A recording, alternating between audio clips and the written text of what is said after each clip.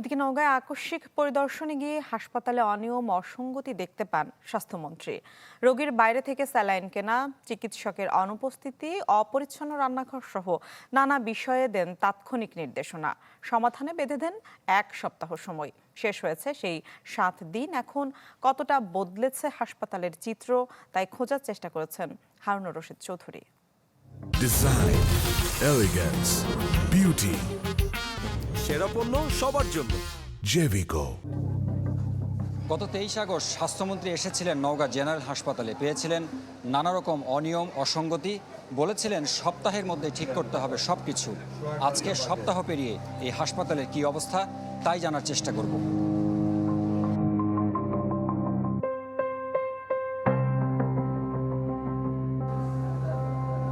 হাসপাতালের চিত্র বলছে 7 দিন আগেও যেমন রোগীকে বাইরে থেকে স্যালাইন কিনতে হয়েছিল, এখনকার পরিস্থিতিও ঠিক একই রকম।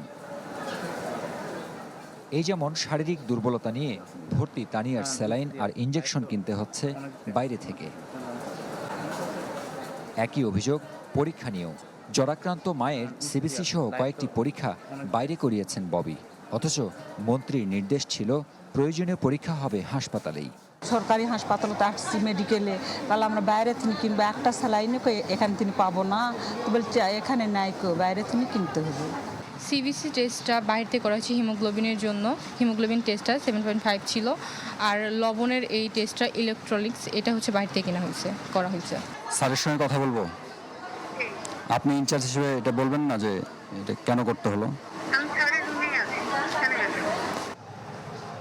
মন্ত্রী যেদিন পরিদর্শনে এসেছিলেন সেদিনই এক চিকিৎসককে অনুপস্থিত পেয়ে সতর্ক করা হয়। 7 দিন পর বৃহস্পতিবার সকাল 10টায়ও কয়েকজন মেডিকেল অফিসারের রুমের দরজায় দেখা গেল তালা।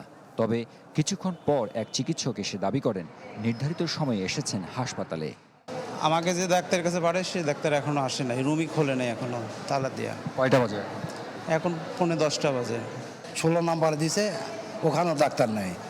আবার আমি উপরে 2তলায় আসলাম, একজন বলে 207-এ যাও, এখন আর সবগুলো তালা মারা। স্যারের রুমে স্যারের সাথে দেখা করে কাজ করে যে নিচে আমরা ওগুলো কাজ করে উপরে আসতেছি, এরকম। আপনি হয়তো ভালো করে লক্ষ্য করলে খেয়াল করলে দেখবেন যে খুব বেশিক্ষণ আগে রোগী আসার কথা না। হাসপাতালের রান্নাঘরও গোছানোর নির্দেশ দিয়েছিলেন মন্ত্রী, কিন্তু 1 সপ্তাহ পরও সেখানে কাঙ্ক্ষিত পরিবর্তনের ছাপ নেই। ফ্যানের বাতার সাথে এই জন্য এখানে একটু কাজ করতেছি, করার পর মুছে দেবো সঙ্গে সঙ্গে। আপনাদের এই যে এই সিলিন্ডারটা সরাতে বলছিল না মন্ত্রী সাহেব? করেনি তো, ওটা স্যারের কয়ে গেছে, স্যারের তো করেনি এখন।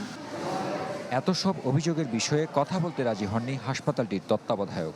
তবে সিভিল সার্জনের দাবি, মন্ত্রীর পরিদর্শনের পরে বদলেছে অনেক কিছুই। সব জায়গায় সবাই সচেতন হয়েছে, যার ফলে সার্বিকভাবে পরিস্থিতি অনেকটা আগের তুলনায় অনেক উন্নত, ব্যবস্থা ভালো হয়েছে। চোখে পড়ার মতো পরিবর্তন আছে একটি জায়গায়, আগের তুলনায় হাসপাতাল এলাকায় কমেছে দালালের আনাগোনা।